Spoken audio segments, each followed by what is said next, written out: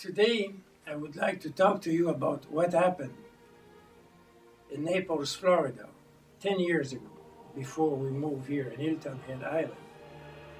It is an incredible story. At that time, I was not happy. Well, all kinds of problems could happen, and sometimes when multiple problems happen at the same time, like my bank manager had called back the loan 1 year after I opened a second-hand gallery, investing all that money. Now, you try to get a loan from another bank when one bank is calling the loan. Nobody will lend you any money. Then there was my partner who had emptied the bank account, and paintings that started to disappear from the art gallery. And there was a problem with the landlord. He was suing me because I didn't want to pay 1 month of rent while he was doing construction in front of my door. Anyhow, sometimes in life, all kinds of problems accumulate, and at that time, I was not very happy. And to go through, I was making sure every morning I was doing my workout, and I had a long walk on a trail. Well, my wife and I, we were renting a condo on an alligator-infested lake just by Marco Island Airport. It was just a strip of cement, and a few hundred yards further, there was a crocodile-infested lake, one of the 2 spots in Florida with crocodile. So every morning I was walking along the 2 lakes up to a clearing where I would sit and meditate and try to calm down and be happy again. I don't know if it was because of all those problems, but those fast disappearing images that often come to the corner of my left eye had started to happen more and more often. So when I was sitting in that clearing meditating, I was trying to hold on this image or these images. And I was succeeding, and I could see a prairie, a grass prairie that was just beside. There was a river, there was a wheat field, and there was a lot of wildlife there. And I thought maybe I am having a vision, maybe I'm losing my mind. But it seems that I am seeing something from another world. And at that moment, I remembered, many years before that, I had found an incredible book on the Rosicrucians. It is a sect of people that are using astral trips to influence the world and prevent it from self-destructing. So it had fascinated me, and at that time I was going to a Benedictine monastery every year for 4 or 5 days of silence and meditation. And this is where I was practicing to get in myself the possibility, the ability to do astral trips. And the last year I went to the Benedictine monastery, I had succeeded. I had succeeded to create a total absence of thought in my mind without even thinking about not thinking, without falling asleep. And at that moment, I had turned towards my left and rise to the ceiling. And I was seeing my body lying on the bed. And I got scared, went back to it. But following that experience, I had 2 involuntary astral trips. So now I was remembering all that, and I was seeing that world, and I wondered, what if I do an astral trip and move my essence to that world for a quick visit and come back? Well, I should not have thought that, because as I wished to do it, there was a blur. And suddenly I was sitting in the wheat field, and there were 3 moons over my head with atmosphere, with continents and ocean. And I realized that it was not Earth, not even Earth in another maybe era, I was actually on another world. So I quickly tried to see the images at the corner of my left eye to go back to the clearing. But there was no more images. I was trapped.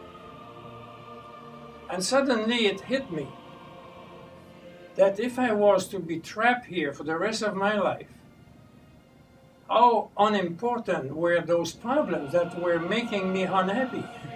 I wanted to be back and solve those problems. I didn't want to be there standing alone in the world, even fascinating as it could be.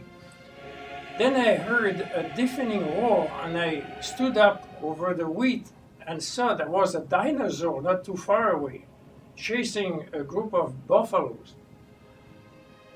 I was really way over my head in a very dangerous situation where I could be caught by a predator at any time. So I took advantage of the confusion and ran to the nearest tree of that forest of gigantic trees. And when I got to the tree was possibly 300 feet wide. I mean, I'm talking of trees that are impossible. But the bark was dented so heavily that I could easily climb it. And even if I had the fear of height, it didn't even come to my mind. I just didn't want to be eaten. So I climbed up to the first branch, about 200 feet in the air, and stood on it and looked down at the world underneath, and all this world was absolutely gorgeous. The air was smelling good. There were birds shouting and singing. It was beautiful. Fortunately, I had my jeans and a jacket and a knife. So I thought maybe I can survive for a while here, and I looked at what was around me, and I realized that from that big branch, there were a lot of smaller branches and bushes growing. They were bearing beautiful fruits, and the leaves were so heavy and wide, and I felt thirsty. So I took my knife and I tried to pull out a leaf, but I could not. So I cut the stem, cut the leaf, and a little bit of the sap fell over my jeans. So I looked if it was going to be acidic and burn my jeans, but no, nothing happened. So I touched it with my finger. No allergical reaction. I tasted it, tasted wonderful.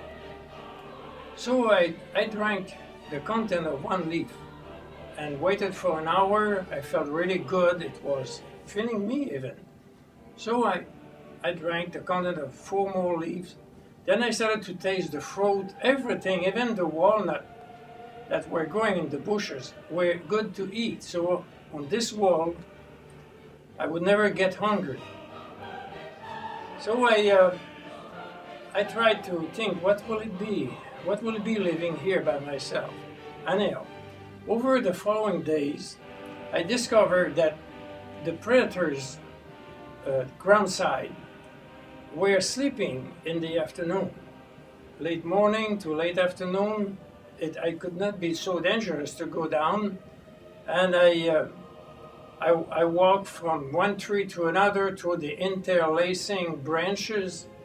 I found some flint, and I started fire, and I tried to ground some of the wheat with mixing it with the sap and the walnut and the fruits, and I succeeded to bake good bread.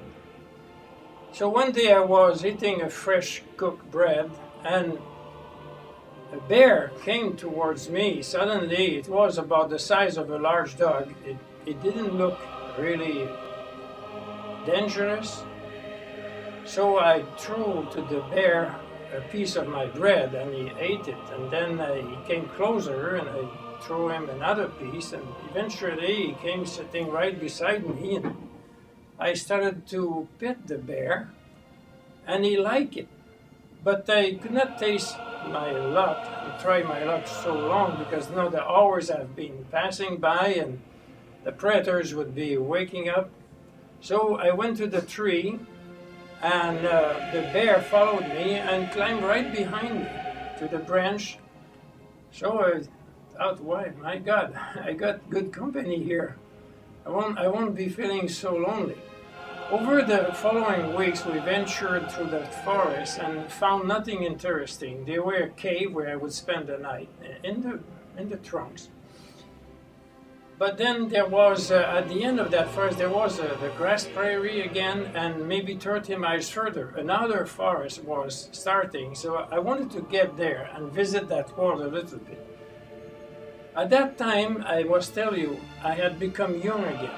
I don't know if it was the sap that I was drinking every day or the fruits, but I had turned back like I was 25 years old. I mean, my body was young, I was strong like I had never been. I practiced running on branches and I was never getting exhausted. So I thought I could run through the 30 miles of prairie to the next forest. And foolishly enough, I have always been very optimistic. I tried it, and the bear followed me. And we succeeded to get to the next forest. And a few days after that, I had the strangest encounter. There was something that looked like a bird walking towards me. It was maybe 6-7 foot high, walking on spindly legs.